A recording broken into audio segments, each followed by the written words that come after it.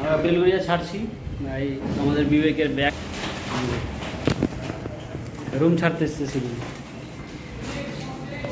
আমাদের কেশব দা আঘাত এসেছে, বন্ধু কেশব এসেছে আঘাত। আর ছেলেটা একটু দুঃখী আছে, কোনো ব্যাপার নাই।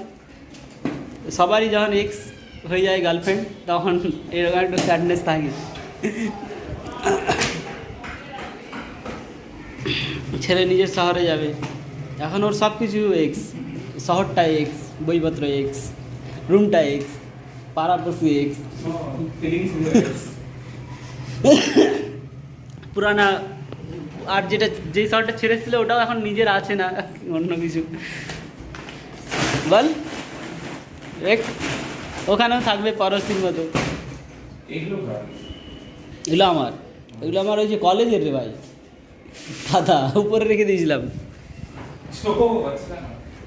চলো নিয়ে যাবে না, নিয়ে যাবে না করে এতগুলো নিয়ে গেলো, দেখি টান কত, মোহ কত। বিক্রি করে লাভ নেই, কাউকে দিয়ে দিলে লাভ আছে, অনেক টাকা নিয়ে গেছে।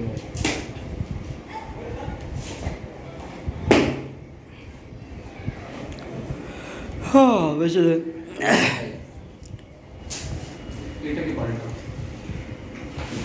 আমার রুমটা দেখিয়ে দিই, আমার রুমটা খালি হয়ে গেছে একেবারে।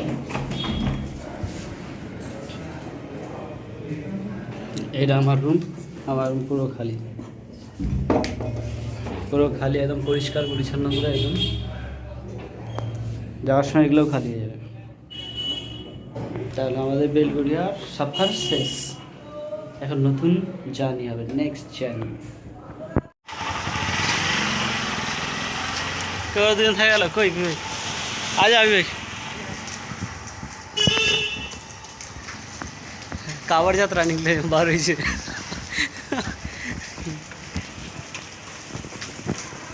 বল বিবেক কটা এগুলো বিক্রি করলি, তোর ট্যালেন্ট?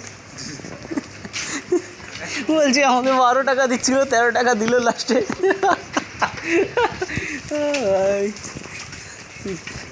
গানটা করতে আসবো, আবার দেখা হবে।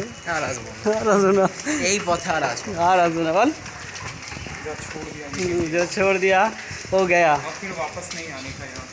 हाँ अब नया रूप रंग से चलना पड़ेगा। এই যে আমাদের দুজন না টাকা দিকে